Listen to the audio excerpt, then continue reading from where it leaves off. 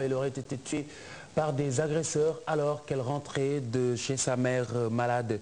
Un mort de plus donc de cette série macabre qui remet sur la table l'insécurité autour de la capitale. Ses amis et voisins de Liberté 4 sont venus justement réconforter son mari, son époux, qui ne réalise toujours pas cette perte brutale. Ababakar Kamara et Louise Sarr.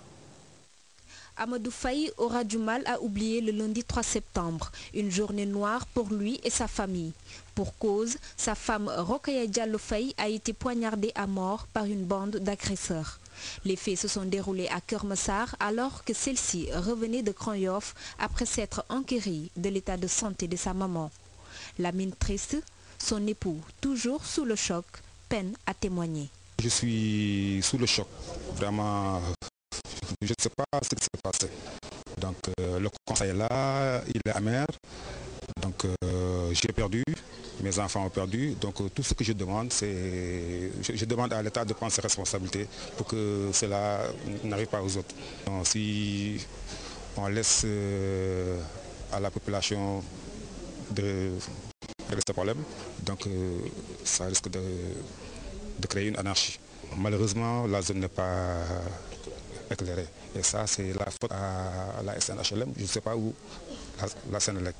Les agressions, une équation à multiples inconnus à Dakar et sa banlieue, où les meurtres sont en recrudescence. Une situation qui a fini par installer la psychose chez les populations. Nous, parents, nous devons aussi être en mesure de dire à nos enfants de ne plus sortir à des heures. Personne n'ose plus rester quelque part jusqu'à 19h, 20h. Tu préfères passer la nuit avant d'être tué. Donc voilà aujourd'hui des problèmes qui gangrènent notre pays. C'est qu'on doit aussi dans nos quartiers, dans nos villes et dans nos villages et nos régions, qu'on puisse dénoncer ceux-là qui habitent dans ces localités, qui ne sortent que la nuit, qui ont beaucoup d'argent, qu'on ne voit pas le jour et qui font des festivités un peu partout et que personne ne dénonce dans nos localités. Ça aussi, il faut que les populations jouent avec la carte de la solidarité de dénonciation. Venus assister aux obsèques de la défunte, les parents ont saisi l'occasion pour s'insurger contre l'insécurité galopante qui gangrène leur localité. J'ai demandé dans un journal de la place de faire sortir l'armée pour venir en appoint. Parce que les hommes en tenue qui sont dans les casernes peuvent aider les populations. Donc je crois qu'aujourd'hui, il est temps que l'État nous aide par rapport à ça.